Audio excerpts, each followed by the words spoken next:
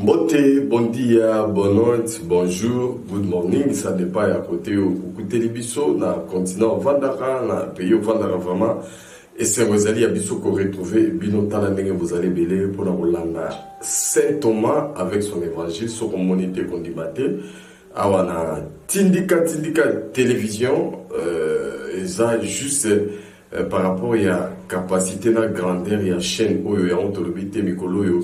Bolingo ya Congolais, il faut enseigner na Congolais parce que bazala tellement ébélé au balandara chaîne oyo tindika désormais normalement ya awa pona kusala banalise ya événement ya oeleka oeza présent na oekoya nyoso to banda kolobela ngwa ndenge na lobaka toujours pe la betara c'était ce que monité kondimate tikala remercier nanu le deux administrateurs, il y a Tindika, Rifek Kisombe et Papi Kelly, très crédible, baza vraiment pour ça la Dieu du siècle parce que ils ont quand même parmi ma chaîne Oyo et se maintenir. Tu vois que ma chaîne est belée à YouTube, ils ont reçu la création et pour ça là, il y a 2 ans parfois on est marché, mais Oyo les deux associés, même moral, baza au temps vraiment à travers Bamotoye Kolata Bolingo et Oyo. Il y a Congo, il y a Congolais. Merci encore une fois, Nabino, Oyo Bozali et Belé, Banamboka, Congolais, surtout Bayoka Lingala, quel que soit le pays aux amis, Naminit, Oyo Zola, Nabiso, plaisir et Amwana, Ongana, Yoki, Nenga, Bana Monde entier, beaucoup de Lembabiso, des pommes sopé, Toro Lembabinoté, bien que vous allez avoir vraie information, Tabara réseau, ce sont des doigts, Biso, tous en 100%, le 100% la vérité. Maintenant, comme c'est venu embarras des choix, je vous donne maintenant la confiance. Il y a Koya Rolanda Mate, il y a pire. Oezanamo n'a parti prêté, mais ça qui continue au Congolais, aux Zonga, to Okoma patriote. Merci Nanata Senga. Et Nathan et Senge Oyoye, grâce à Boga Moro, ça que vous aurez la bande pour la sans plaignant. Et pourquoi pas la grande équipe technique qui a Tindika avec Papa na on monte Mike Papa na on monte vraiment coup de chapeau pour la Kitoko. Alors chaque fois on va intervenir dans nos salles et la 3 parties différentes. Il y a analyse, il y a les beaux trop le trop passé parce qu'il faut évoquer toujours passé. Pour nous soigner présent, y compris futur. Et puis présent, ils allaient actualité, et futur, ils allaient perspective. Il y a maram autre qui koloba bomoni et s'accomplir, dans un moment où portez tant maram. Donc vous devez vraiment vous habituer dans la gymnastique oyo. Maintenant domingi nabino. Alors nanina ki to banana nous a passé il y a biso Congolais surtout dans la vie politique et passé on a recadré un moment que comme de temps en temps, on va solo là par rapport à étape na étape. Net il est là, qui tout évoqué mouké, place de Rosuka, je crois très prochainement, tu crois qu'on reprendre. On a qui tout comprendre parce que ça la bande de communes, il va continuer sur la politique, mais ça vraiment na moi historique. Et justement qui est historique, ils ont ça là qui bah mais maman, bah contre la moi bah bouzo bah belé et pourtant ceux qui bah peut-être fondation, vous voyez que ceux qui fondation ça qui tourne déjà. Élévation est facile, tu sais quoi, au tolé, nous ça les a soumis, mais ce qu'on y a, yo fondation éviter mamozo bandana, élévation, balamo aucun na toiture, alors que banda wana donc et vous alana, mikolo et belleté à pour vivre. Nana qui a évoqué année 97, 97 bien sûr, date il y a 17 mai à entrer à Afudel. Bande konanga Congolais sans blague. Bazaïwa de l'époque, on était fatigué des 32 ans de Mobutu. Et tellement les gens avaient trop souffert. Et terreur les agi makasi. Surtout que l'État azagi naïe, l'État moko protocolaire. Il s'est fait que bataillon sur azagi naïe que Kabila aya libéré biso Kabila oyo wapi Kabila oyo babengi. Moussé Laurent Désiré Kabila, mais c'était à notre surprise comme on a que les 17 mai bandeko baye. Dès le premier jour, Bao Bazagi un code politique. Bazara déjà éveillé. Beaucoup de gens qui suivaient déjà politique Oyo parti, ma partie politique il y a une époque, mais qui sont déjà dans le goût. Tout ce qui éveillé. Alors beaucoup de gens observent qui comment on appelle la bande de façon biso Non, tout le monde est parmi bango, et ils bas soldats congolais, t'es à 100%, mais on avait des races, des gens qui ne se concordaient pas avec nous. Bazaki, le rôle là-bas, le lengue n'a bisoté, Bazaki, le rôle là-bas, ndeko n'a bisoté. Mais, comme ils sont venus en libérateur, on les a accueillis comme tels. Toyami bango lokola, Dieu Emile, Tumba, Toyamba qui bango lokola. En tout cas, bande automemena bango ina bilé, ina nyo sont vraiment assistance à néwana na monate. Mais c'est par après qu'on a compris que non, Batu Toyambi baza ba libérateur, c'est-à-dire qu'à leur arrivée, ils nous ont imposé d'abord un système, d'abord pour la bango, il n'y a pas de grade, il fallait appeler tout militaire, tout soldat de l'époque, commandant. Nasoyeli babengi bango ba afande. Alors, à force de rebenga bango ba commandant, à force de rebenga bango ba afande, et ko sala ke kino azara trop curieux, atunaki afande, commandant et la kisini. Bah c'est la kisi mokonti. Na nenga ba soldat et pour la quinoa, dans le moment avec André et Afdel, il fallait tout militaire est appelé Kundi, Tomo Kundi. Alors, tellement il continue, Naba Venet, Namisissa, il y a un Congolais, un Kino en particulier, et pour eux, tout militaire, tout soldat Zaki Mokondi. Et c'était le début à frustration. Tout le monde a frustré, tout le monde a paniqué, et Baron Balamo a commis qu'on vive en terre conquise, souvenez-vous. Maintenant, les politiciens,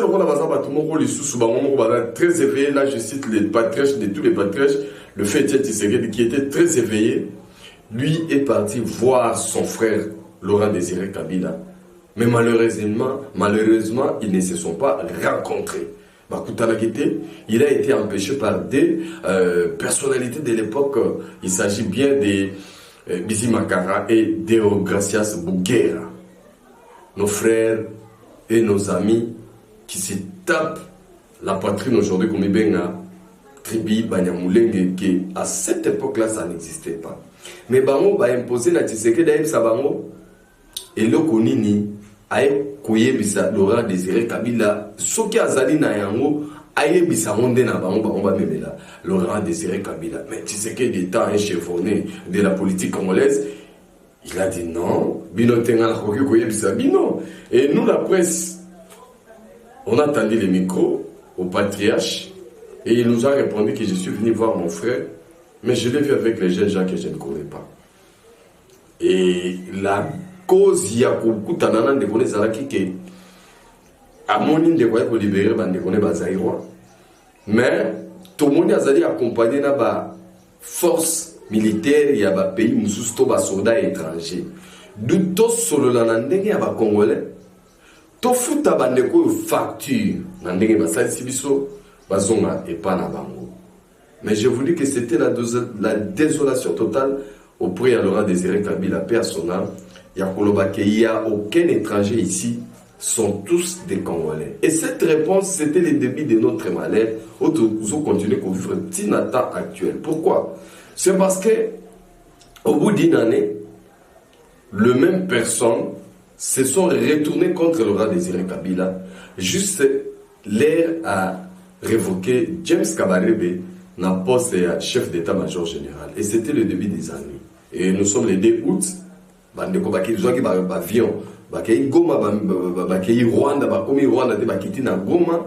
Et comme tant bakota ki baebisaka ndeko ke zoba ex-phase la plupart cantonné ba on part au moto c'est que tout travail na ba mais le reste cantonné ba quelque part ba ke ko cantonné ba on na base qui tona na baki na province ya Congo central kuna nde bavanda ki sans armes bazakara nde mwana. Or ezaki malignité à James Kabarebe na ba bizima kara tango ba longoli ba on a pouvoir ba kiti na Goma kuna ba kangi Goma ba mobiliser ba tout pour ezaki kuna ba changer ba on ba aider ba laver ba mon cerveau pour ba ya sala attaque na Kinshasa. Et pour y parvenir, ils ont pris des avions pour atterrir directement na base ya Kitona et couper ça ba ndeko yo ba congolais ba zaïrois ba ex-phase Minduki pour baba na ko bundisa ba propre frère na bango soki nazo évoquer loko ba ndeko au besoin de la bokebi so comprendre c'est très important parce que les lorsque bomoni rébellion à est et aussi la qui la plupart de les congolais baza complice na kata ba ko pona ko bomba bande bona bango germe nango et utaki quelque part à partir ya bande ko oyo et d'où c'était le début maintenant ya ba rébellion oyo mokili monaki que ça rébellion quand bien même guerre wana il y a 98 ans il y a des outils bakatela qui noient mai na courant à partir de barrage il y a une bakanga qui en otage bakati ba courant et ça là qui va te belé bah on se rendre compte que donc bandeko ba équipe le neuf ba libérateur ba wana les sous ba comme mener sous vite parce qu'on avait tellement souffert la Kinshasa ba tout ta masango na maboka ba tout ta ba loso na maboka c'était à l'époque des musées et la vie était difficile.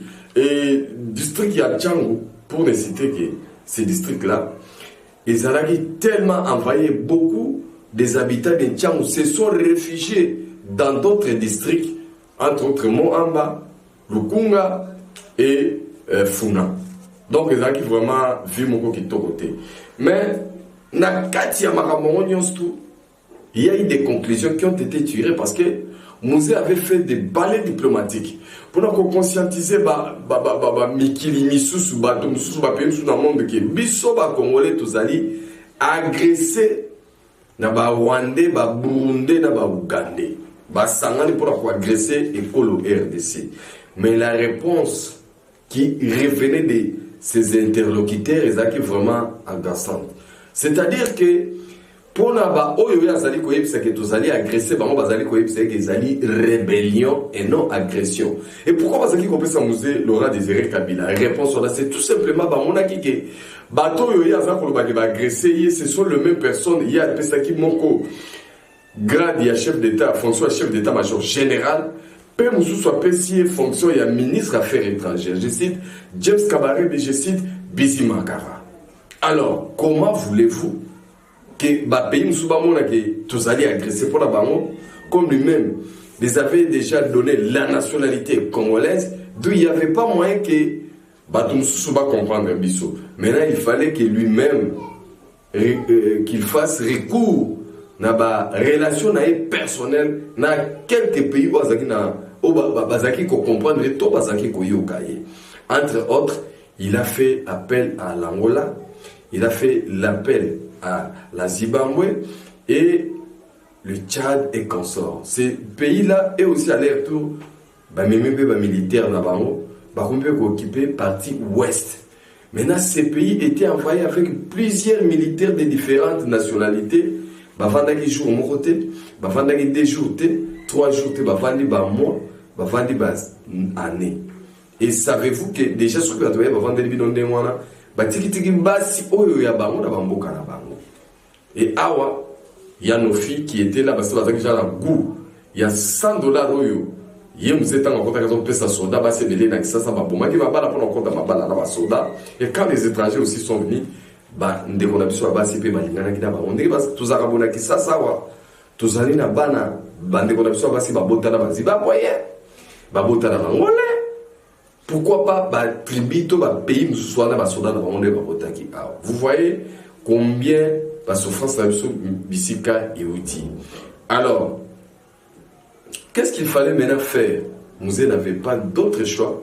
Il fallait maintenant utiliser les conseils de sécurité des Nations Unies pour amener Mabango dans la table de négociation, rebelle. Et lorsque les tractations commencent, maintenant pour que voie politique dans la table de négociation, l'autre rébellion est Serge Sikoyo. Un niveau, cette fois-là, il y a Équateur, dans le Grand Nord, avec Jean-Pierre Bemba Gombo, à son tour, et soutenu par les Ougandais. Voilà au moins les lots de Soukina Nouana concernant le passé, parce que très prochainement, nous allons continuer sur Koyo. Table de négociation, Makamuni n'est kaki. Et table de négociation, Zaki Wapi, Izalaki na Zambie, na Lusaka. Et pas Wapi Bakenda qui co-signé accord de Lusaka na ba contenu nango oyo na kati ezali déjà pour préconiser dialogue inter-congolais. Je crois ba oba kozala na ba biki na ba papier ba komaka parce que étape par étape. Donc, les tout prochains numéros avec mon ami Nathan, je crois, on va commencer par Lusaka et cette table de négociation où est sorti l'accord de Lusaka, où il a créé base à Bamarambo Yolelo Tokomanamo. Donc là, j'ai fini avec première partie où Izalaki a le passé. Mais comme tout est stop, on a vraiment, je crois, besoin de nanga partout dans le monde entier. Saint Thomas et Azopé sa évangile, c'est le moment où il y a mais malgré tout l'évangile Nabiso, au côté évangile Nabiso, naza coordonné, naza recommandé, c'est une obligation à ministre de Mozola Nangai. Actuellement, toujours prenez les sous Makambuya, ko soit naté, ya ko finga naté, ya ko bundate, mais tokomi na souci yo ndeko nanga ya Congo, yo ndeko nanga congolais, zongela sko bolingo ya Congo, na ya ba congolais comme patriote pour ka souci ya bandeko no batikala na Congo, o ka pe souci ya mboka oyo parce que mboka na yo bien que ça libana na yo pozo continuer pour la mboka na yo. Ozo continuer ka comme dire mboka na ko lobake mboka oyo ko bomate. Ça c'est faux. Vous le disiez, c'était à cette époque-là, mais maintenant là. Donc, Boyba Nzambe Nabiso Azali Pe Akusala, le nécessaire, surtout qu'il est au contrôle, Mboka Nabiso, et qu'on soit fort massika les jours à venir, ça au moins je vous assure. Donc, c'est un peu ça. Je pense que ce point-là, on s'est bien compris. Dans le monde entier, dans la ligne Soya, Tindika. Voilà. Maintenant, concernant l'actualité, il y a Ezali, deuxième partie à analyse de la pour la Lelo. Une actualité, tout ça, les Cambouis à Goma, les Cambouis à Volcan, les Cambouis à Ndebébé Bazar au souffrir. Alors, les Cambouis à Goma, Batubé Bazali, comme ça, la critique, Bansoupe Bazali, qu'on manifester compassion dans la bande qu'on a vu. Mais ce qui est bizarre, et ça va au Bazar pour critiquer. Vous savez, Babino qu'on voit là-bas, volcan, inondation. Incendie, il y a des trucs comme ça, catastrophe naturelle, ce sont des imprévus. Ce qui est comme les binos, en tout cas, il faut vous faire face, mais vous faire face à na système en cas de force majeure, on fait que avec les moyens qu'on a. Mais bizarrement, sur la Congo, il culture, il y a salité. Et qu'est-ce que vous avez voulu? Volcan et Tomboki, Volcan et Pilimoto. Comment les gouvernements, ces gouvernements d'abord, tu peux passer là-bas, Biloko Yama, Kassi, il y a souffrance, les gens veulent que le gouvernement Kaka Yemoko à venir en aide dans la bande. Non. Dans le moment où il y a boye esprit de solidarité, il faut animer le son. Dans le moment où il y a boye esprit de bolingo, il y a comment considérer non pas si y a bande. Il faut élater la solution. On a lobby boye. Alors, est-ce que ça comme tout le gouvernement non. Et ça dit comme il y a une organisation qui na bandi na ba ONG, na bandi na ba organisme international, na bandi na Conseil de sécurité des Nations Unies, on a au niveau bimba Union européenne, Union africaine. Toutes ces organisations et sengeli baya en aide na peuple ya Kivu. Et sengeli sukaka kawana te. Na ba club, na ba association, na ba mouvement citoyen, parce que je trouve que actuellement beaucoup de mouvements citoyens basés plus na critique. Certes, perdre ma valeur dans le puisqu'ils se sont faits actuellement, ils ne sont plus des mouvements citoyens, la plupart sont opposants d'office. Excusez, mais opposants, ils sont gouvernement, ça va critiquer, mais ils n'ont jamais donné de solution. Mais si vous croyez à votre président élu qu'il est quelque part, depuis crise Yagoma, ça peut signer. Attends, pour malo soit pécité. Attends, pour malo soit pécité. Maintenant, Moutou Oyo, à l'été pendant une semaine, ce qui m'a fait ça, et Nani Tartine Alipa, il sera content dans mon toit et les mêmes Tartine Alipa par rapport à mon toit, vous voyez, là, il y a un massan, tout ça qui a l'os. Donc vous devez aussi comprendre les choses comme ça. De tout relater, tout le monde a aide moko extravagant. Il y a gaillarté. Le paix qu'on a, c'est ce que nous devons porter comme aide dans la qu'on a biso.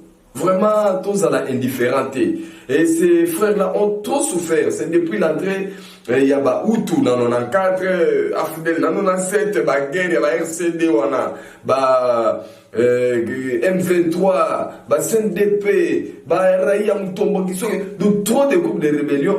Mon Sarah Bandekwana vraiment pas si mais comment tokokoma indifférent na moment likambo monene boye komeli bango biso mbala moko to ba non omona eza gouvernement na biso ezaka na 1 mois gouvernement na biso ya union sacrée bimi ezali kaka 1 mois mais na 1 mois makambo nga na moni gouvernement oyo ezosala kuna na este eleki makambo tomonaki na 2010 ou 2011 ou 2012 ntango volcan esalaka tour wana lisusu oyo ebebisaka na aéroport mobimba ya Goma. Donc nous sommes en train de constater quand même que cette fois-ci, je suis très content. Coup de chapeau là, banquier à Kinshasa, dans mon bassin de 500 000 $. Maintenant, ça reste maintenant, église union sociale dans Congo.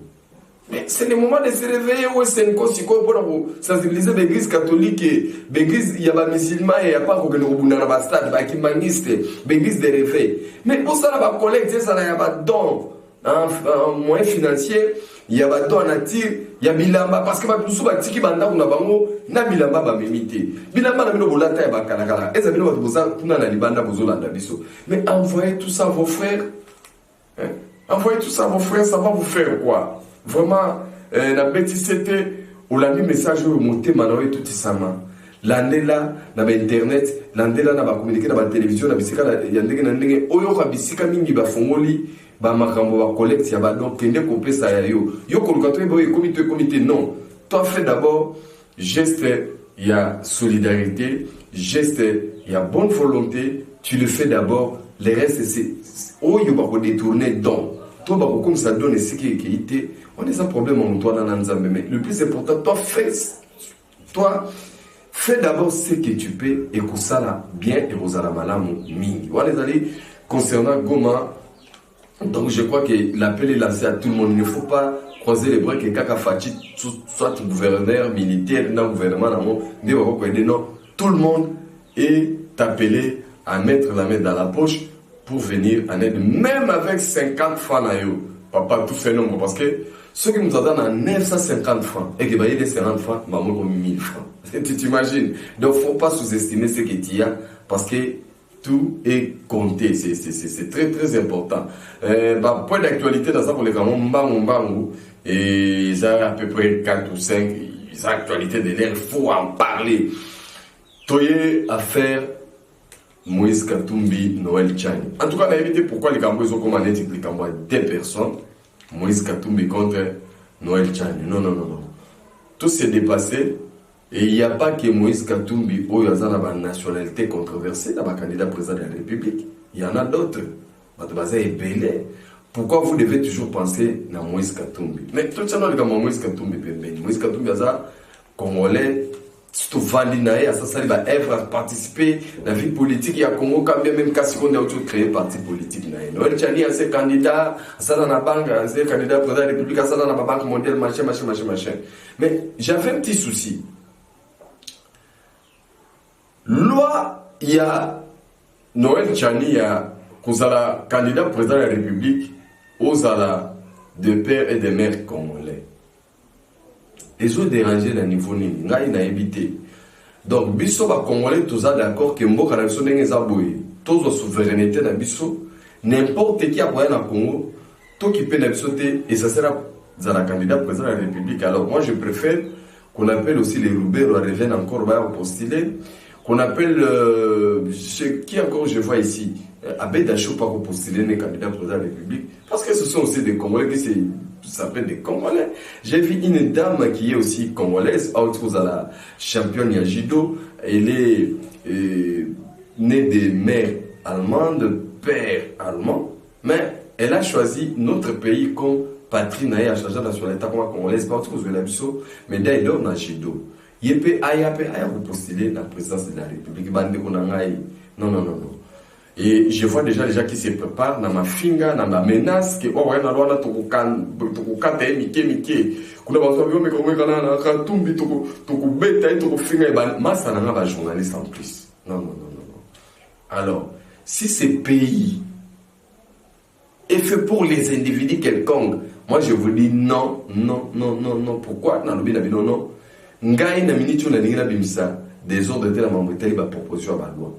Moi j'attends que ba député l'Assemblée ceux qui va voter loi électorale tout le monde va règlement na ba article zakuna Yaoundé et qui est le président de la République a promulgué, on est boutique à la base. Mais autre côté, tout le monde a pas manqué, il y a des troubles, des aratina.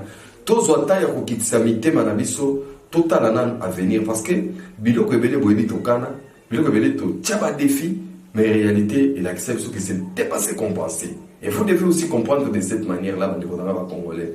Et c'est pourquoi je vous ai toujours exhorté que tout le monde, la bilo que les autres divisés, mais même sur la boussole, parce que ce qui compte, c'est plus les Congo. Et le Congo a reçu beaucoup d'expérience. On a été avec Kassavou, beaucoup président de la République, il est né des pères et des mères congolais. Mobutu, on nous parle que la nationalité n'est pas de confusion. Moussé Laurent Désiré Kabila, 100% congolais. Joseph Kabila, mitigé.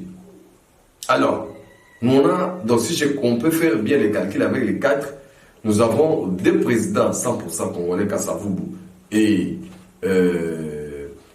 Moussé Laurent Désiré Kabila, et deux présidents qui ont plus diré Oyoba nationalité, Mobutu et Joseph Kabila.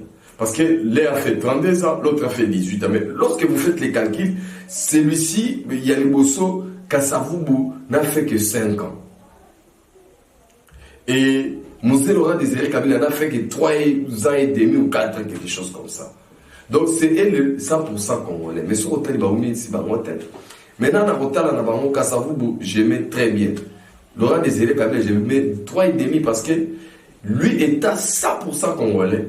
Mais à trahir Congo, na commémoré biso bapayamoko ba pesi bango ba poste la souveraineté. Bien qu'à 100% congolais, il peut aussi nous trahir, vous l'avez vécu. On prend le cas de Mobutu. Donc les 10 premières années, il y a plus de Mobutu au pouvoir. On connaît que c'était la stabilité de l'époque et ça venait d'où? C'était par rapport à gérance.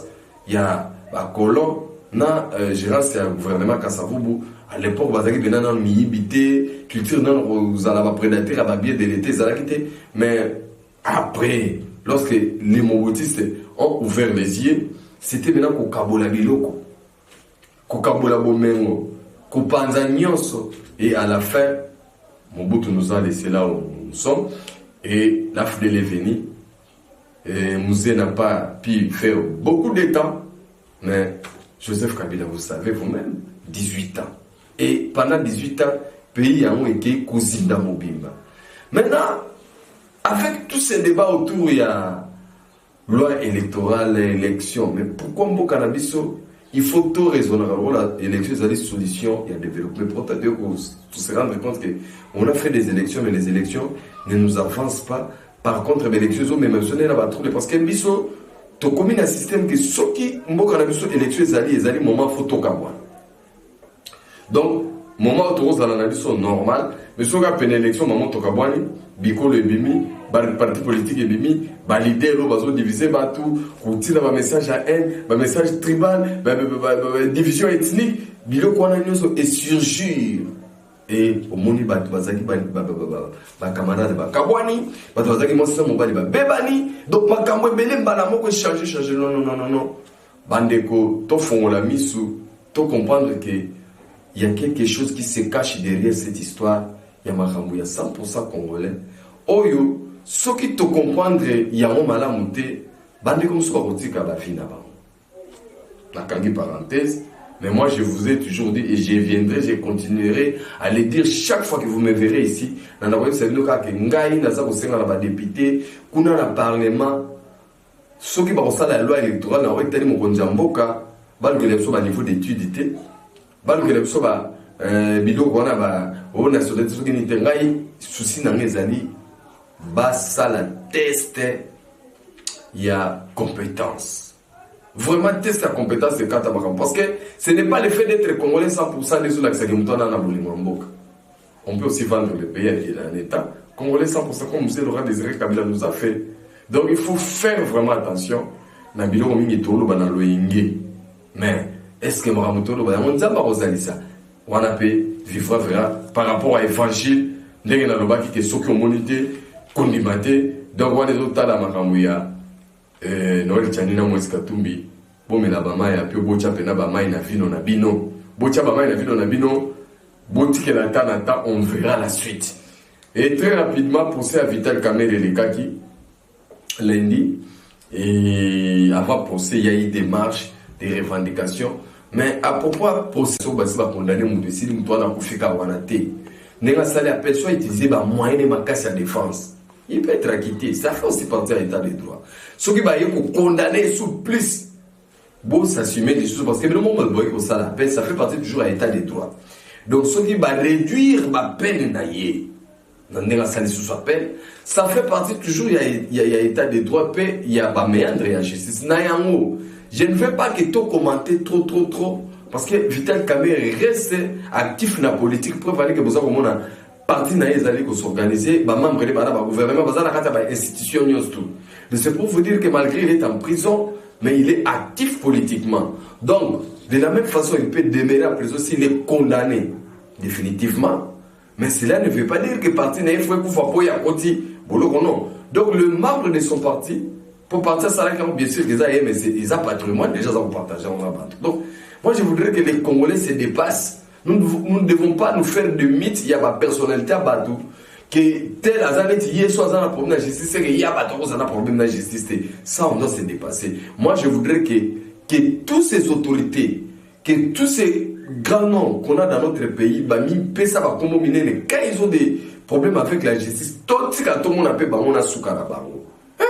Comme dans le pays, là-bas, les gens ne se tapent pas la poitrine devant la justice. C'est pas tout bazar à moi qu'on bat dans la justice parce que la justice élève une nation. Nous aussi, nous devons vraiment cultiver cette culture. Mais il y a que Bakaramoutou, Bakondanamoudou, Bissou Sala, revendication pour le Batika Aza innocent. Mais ils ont traité Aza innocent. Ils ont Samisa. Ils ont la juge. Éviter les choses à chiche à Balabana. Moi, je dis, quand il y a un problème, la dernière personne, le dernier mot, ils ont dit, juge naturel la mouton, on va s'ambisser. Il y a un mouton pas dans le dernier mot, on va kata. Il y a un commentaire dans l'issue. Et comme ça, les lots, des gens, voilà, le dé, parti temps, on va ressemble à la barre, mouton, on a un carré à avocat. Avocat, mon retour, on tire dans le baguette, excusez, client, on a fautif, jamais. Donc, chaque avocat va défendre son client, chaque avocat va défendre son client. Et dans la plaidoirie, c'est les juges naturels. Il y a procès, on a tous les qui sont sabatona. Il y a un mouton qui a 4 là-bas. Et mbano c'est 4 amis. Va prévoir le principe. Oyo boulana. Soit on cause ça la recours, soit on début va peine nayo au piriger. Voilà tout. Donc, moi je voudrais que Bandeko tous s'habituent parce que état des droits allez maman la processus. On peut comprendre vraiment les lots pour ça la carte le gars par rapport à passer tout outil. Mais très prochainement, on va comprendre que époque il y a Fachi et qu'au ça va te belé. Mais bato ba tisi ko durcir mi tema petit kaka na temps to ko za convaincre bisonyeso. Donc affaire il y a Vital Kamerhe na lucilité ezali kokoba c'est kokoba na justice, mais cela ne lui empêche pas de faire la politique. Otena na bande to kani et affaire Bokechua yambo bande ko na moni pasteur ni lesa ko sambele na Bokechu pe kufukama. Mais ngai na lobby que tokendaki mboka bapaya tokomi kosala confusion ya mwa ba mentalité na biso ya bien te wana ya ndenge tolaka biso bakongole tolaka basone tolingaka même pays ya bato toki tolakisaka keke biso po biso toza na biso autour ya soi-disant combat bandeko basali ba acte ya terrorisme na bapays ya bato puisque vous tel que vous êtes là ata bino moko bacoup d'état tosala na Tchad bacoup d'état tosala na Mali, mais il y a des Maliens et des Tchadiens à Kinshasa. Quels sont ces Maliens-là qui vont se réveiller un matin au nom de la trouble des gens en Mali, on va gagner la gare centrale de Kinshasa. Ba pelisa en moto pour nous revendiquer ma maman. Ba ça là acte il y a désobéissance civile. Il y a trouble, il y a ordre public, il y a pays à battre. Mais c'est inconcevable. Il y a que nous qui peuvent le faire. Mais quand on l'a fait, Mundele azabisote. Biso za na liberté nous za poto zu bena drapeau Congo. OK au katia on mike to kangelo wa. Comme ça no yo za no kuna. Mais ne confondez pas les milieux. Ba pays on les a ba pays bena ya état de droit. Maintenant ce qui arrive à notre frère Bokechu, ça ne vient pas de Fachi. Et vous dites un régime à Fachi. Lui-même s'est fait des ennemis, il y a battu belé à l'occasion de rien. Est-ce que ce qu'on l'a dit combat tout ça les combats? avec modération, avec professionnalisme. Et ça, là, quand même, combat, il y a Sergent Mokrekese, Rex Kazadi, Amiral Chims, mon ami Babi Balokuna, combattants. C'était des combattants. Vous avez les tout premiers combattants. L'actuel chef de l'État. Lui-même avait payé le prix. Son père a payé le prix. Combat ya buna na aéroport, ya 70 papa na yate. Et kota makambu. Balandela. Parce qu'ils ont payé, il y a battu. Là, il y a Isaac avec cause parce qu'on est en train d'empêcher son père de descendre à Kinshasa. Mais il y a bien un d'abord, vous là-bas, nous sommes déjà en RDC, vous bradez votre drapeau à Zaïro. Mais quand les problèmes vous arrivent, appelez les Zaïrs, appelez votre président des Zaïrs, appelez tous vos frères Zaïrois. On ne peut pas se faire le matin, on est des Zaïrois, mais devant la justice, on devient congolais. Non! Bah, comment il y a un moment, et ça, on va attendre la musique, il y a un musicien qui s'habille. Non, on va koyemba kitoko, mais vous en êtes dans la musique. Parce que vous avez des musiques qui ont une belle voix, qui chantent bien, mais ceux qui continuent l'orchestre, il y a une chanson qui a l'orchestre. Il y a un vocal. De soit celle le vocal, vous avez tout. Vous avez que c'est un bon chanteur. Mais dans le groupe, on va utiliser un concert parce que il y a un groupe c'est déjà un politique. Mais là où ça me fait mal, moi, et ça les bisous à tout ça qui encouragé pour que tu n'as pas de vidéo. Tu as dit que continue de lever un bon peu, c'est ça là. Waya moto kotika yote. Ok, tu se retrouves seul maintenant. Seul. Il est seul. 4 mire dans mon pandi.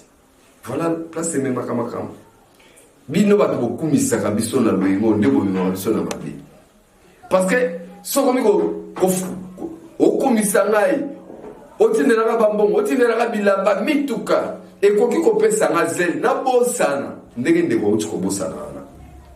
Tala nenga simbisi na mwana ne moko propre touche mwana ndeke ganga ke papa na salé le côté papa na kozala libre lundi batala papa mona na te ngana te ki déjà que soko monité kondimati quelque part les autres c'est ça c'est un gars que je connais bien qu'on se connaît bien musicalement na moment de musique c'est notre fierté au tout le peuple congolais au tout le kolo nzambe mawa.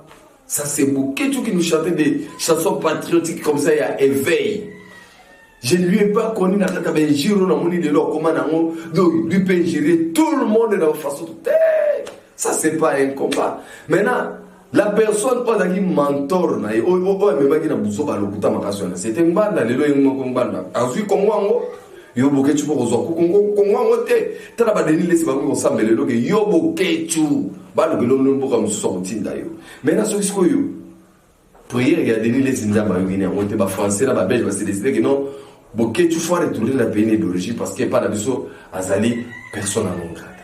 Si ko yebisa ngai e ko suka ndenge ne pas vieux zanga mo na moni biso na Kinshasa wa na moni DG me reflet yo ka ikutu ba indien ba matafion ba comme ça on la bilanga na bango non bandeko bolimo ya Congo na ba congolais to lingala ça ne sert à rien mboka na biso eza ko aspirer tellement na état de droit ezali ko aspirer tellement na démocratie alors tout le bolimo ya Congo na ba congolais et pour ça la bisobé pour que lobby n'a pas droit à la respecter. Certes, de souffrir, bien au vous souffrir. Et bien la période bokendaka, n'a pas réalité comment on a porté ça, on peut avoir organisé. Après combien de temps on a disposé de signes et il y a encore de l'espoir, tout est possible. Il suffit que tu sois positif et ça ira. Ça je te le confirme. Zalaka positif, le prophète Moïse Nyengela Zalaka positif, tu vas voir que ça va aller et ça ira sans faute. Sans problème, je vous le promets vraiment. Et pour terminer vraiment avec l'actualité, Ezali Matanga Touzana Oya Patriarche Kitengeyezu, un des piliers, il y a un régime, il y a Fachi, un des conseillers, un des hauts représentants, un des chargés de mission. Mais laissez-moi vous dire que Ngaïta Ouya Koufi, j'ai beaucoup regretté. Mais en même temps, je me suis réjoui. J'ai dit, il a fait déjà son devoir sur terre. C'était les Siméon. Donc Siméon, à Tigignon se soit rétabli, à Tigignon se normal, Siméon a couffé puisqu'il a vu le Fils. Il a installé le Fils. Il a travaillé sur le Fils. Vraiment, paix à son âme, patriarche qui t'aime Jésus. Et là où je suis, je suis un souci à tweet parce que je suis un tweet à paix, je suis un tweet qui t'aime Jésus, je suis un alors, comme il n'y a pas de succès sans successeur, en tout cas, vous avez un successeur qui t'aime Jésus. J'ai un million pour votre téléphone. Parce qu'il y a des gens qui ont crié avec le départ, tout le décès de Monseigneur Gérard Moulumba et de Maître Mukendi wa Moulumba, ça n'est fini avec Fachi. Mais Fachi est avec Dieu. Je sais que ce que j'ai dit, et c'est félicité aussi, mais sache que Fachi est avec Dieu, et c'est Dieu qui accompagne Fachi et les Congolais et les Congolais. Et refuser de comprendre ça, dommage. Donc, nous plairons notre patriarche, Soko Lingarae, et là, il est au moment Nabiso. Vraiment, tu as commis presque la souka par rapport à journal Hello, mais laisse-moi brosser un peu perspective. Il y a Marambo Ezali Koya. Côté Mboka Ezo qui est bien, c'est vrai. Et le rôle de Mboka Ezo qui est bien, pour la Robumisa Mboka Ngo, et qu'on on commence toujours quelque part. Et pour commencer quelque part, le gouvernement des lignes sacrées travaille d'arrache-pied dans ma façon. Tu peux vous encore avec aussi quoi. Bato bakome ko kanisa ko soutenir biso na ba aide na ba mbongo na ba makambo ndenge na ndenge ba banque mondiale ba fonds monétaire international na yebike tout ça landim na mitso abi yo so na banque mondiale de développer pays ni biso ba soutenir biso ba ba développer biso te mais biso ko se développer mais biso ko ça biso ka ba aide auto benga ba coup de pouce parce que le président Fachi s'est aidé d'abord lui-même. C'est comme ça que le ciel maintenant vont commencer à aider le président Fachi. Aide-toi, le ciel t'aidera. C'est là où on est maintenant. Et intérieurement, régie financière dans le travail qui t'ont pour mobiliser. On venait de regretter les 450 millions qui sont dans le programme à 100 jours. On va toucher une réserve stratégique, mais dans une réserve stratégique, et ça gère 900 quelques millions. Donc ça montre que, en perspective, et ça promettait. Donc, Tito comme en décembre, l'andara du jour au jour, au Komona ke Makambu et Kozala Malam. Pour l'instant, je remercie Bino, Oyo Yangai Bozalaki et Belé, Kolande la biso, mais mingi na lobia wa Oyo Koko Kisama, Ndima Yango pour Moni Yango, O Monete, Kondimana, par rapport à l'évangile na biso. Tikana remercie les sous Nata et Senge, Bogar Moro Boye, donc, ça a plaisir à toi parce que grâce à nous, et puis on a profité de la même occasion de saluer Bato Belé, en particulier, les faits qui sont bien à Papi Kelly, coup de chapeau pour la Moussala, vous savez, pour la binoté, vous savez vraiment pour la Souna Congo, là-bas, Congolais, puisqu'à travers le Bakambo Belé change, et puis il y a des chaîne oyo eza chaîne malamu tindika puisque tindika tango tindiki masole tindiki dépêche bu idépêche na pouvoir on mona monter et tindike ko tindika pe Congo siko cette fois-ci pour Congo ezonga na niveau oyo elongo bani ndenge moko na ba pays nyoso ya mokili ya on lelo biso ba congolais to pe candidat na comme membre permanent na conseil de sécurité là où on osait même pas arriver les autres simbi président de l'Union africaine beaucoup de maraté Binonde Tembe. Alors, je salue en passant comme ça celui qu'on appelle Edi Kaloubi Ngandu depuis Osaka, Japon. Un bon disciple fait comme ses maîtres. Fait comme son maître. Et Osaka, Japon, je t'attends au fond parce que Mme Bezali Belé, Kiki Kezongre, il y a battu Maman Bibiane BBC, salut depuis Luxembourg. Pourquoi pas venir à Tumbakolé chez Maman Laurence, Moutalo là depuis Allemagne, battu IDPS, il y a Tango, il y a Solo, dans l'Allemagne, on a dit que tu me souviens, il y a un peu IDPS, toi là, Monsieur Boya, Mikolo Boya, Torbet Amasola, Batunde, Basala, Barivage, na IDPS, toi là, premier tour à Tongo, tour à midi, tour à pourquoi. Na bato tour à Boutou, na IDPS, Bazali. Ce qu'on va tour à Boutou, on va en faire pour le cas.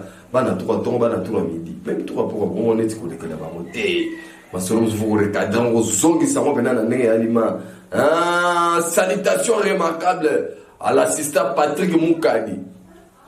Patrick Moukadi, vraiment masolo réseaux sociaux za maboko na yo yango to bandi déjà kosunga ba congolais pour bayeba ke makambo yo esali na bonzambe zebele na kati na bosali pe papa na ngai Maurice toko depuis États-Unis base na ngai évangile ya ezongi boy sabaninga keno mikolo évangile ya Saint Thomas za bakoto yo na bosali déjà Jacques Mbuyamba na Chypre na bosali te Didier Senga en Afrique du Sud Eddie Mwanda en Allemagne Solange et Indekona Sylvie Chesco na Paris Philippe Moussagila na Qatar Tim Angol de tous les temps de tous les jours il était là vraiment bino no sobolandinga ipona lelo na remercier bino mais boyeba ke par semaine vous avez 3 numéros avec Saint Thomas juste pendant aussi pour la bino kozongi sabino na place ba mingi ba ke ba bungisi bino nzela menga moko yo na ye pour que makamunyoso et les caramala na remercier bakambi ya tindika grâce na baronde bomoni ngai vraiment balinga ki message yo lenga awa et ko bana bolela mingi awa on a toujours édifié peuple congolais na bolingo ya Congo na ya ba congolais wana nde kozala c'était la biso ya mikolo nyonso olinga ka Congo linga Congo batu ba inangai problème ezate mais bolanda kinga quand même na ndimi bino na remercier bino yo pozo taranga sikombote oyo ezali ya yo et bobo san évangile na bisoté soki monité kondimate plus 243 89 510 39 59 plus 243 89 510 39 59 on les allez pour ba suggestion question les allez numéro les allez à WhatsApp au occuper kokota na Facebook Patrice Bukasa sur comment page va commis ce que monité kondimate beti Patrice Bukasa ce que monité kondimate tozawana kuna pe bokoki ko sala ba suggestion kotinda biloko. En tout cas, tous allez ensemble sans faute. Nabunga kitenga yo na ye. Moninga, voilà, je suis là. Bye bye.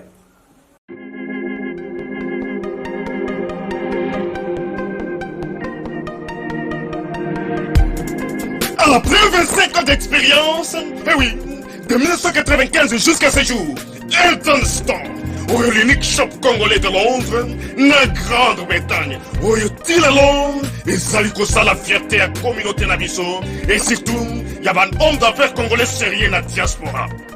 Oh yes. C'est créé Elton Store et Zali Kakamoko, le sérieux, à quel na service qui t'a qu'on a client avec ma produit où il y a première classe, il y a qualité supérieure. Oh, il y a ma bombe à Eden Store. Oh yes, mon crime bimbe yeba. Ma maman à Londres va confirmer. Eden Store, c'est le perso des produits cosmétiques. Il y a solo produits originaux. Et yes, les alipes perso il y a produits alimentaires, naturels et organiques. Au travers de nos produits cosmétiques, Eden Store détient le secret. Secret ya solo. Oya poso ya mama mwasi kitoko. Poso ya mwasi penza basali kolula. Poso ya mwasi mobala kotala ya lembate. Poso soko tamboli masanga sima. Eh oui, yango ne ba produit ezoteka na kati ya Eden Store. Na ba produit alimentaire. Oya Eden Store, yango de secret ya cuisine ya mama congolaise. Eh oui, nyonso ko se pensa mobali na yo ezali. Pondu, matembele, ngai, ndole, fumbwa, ndunda, bilembwe, oyo nyonso penza, oyo kobonga pona cuisine na ezali. Oh yes. Olingi mobali na yo asepela na yo libela na libela. Olingi mobali na yo atala ka yo lokola mwasi azali kolula sika. Oh yes. Olingi mobali na si sabiloko nyonso tela ka ye na mesa. Secret zali kaka moko. Eden Store.